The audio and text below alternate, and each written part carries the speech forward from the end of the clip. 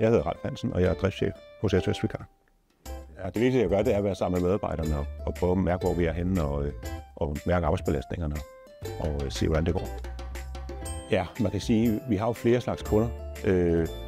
Kunder i sådan en traditionel forstand, det er jo kommunerne og sygehusene, vi leverer noget til.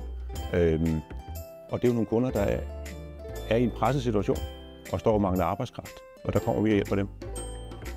Og så kan man sige, at vores vikarservice ser også nogle andre kunder. Det er jo så patienter og borgere, som skal serviceres. Så vi har 2 slags kunder.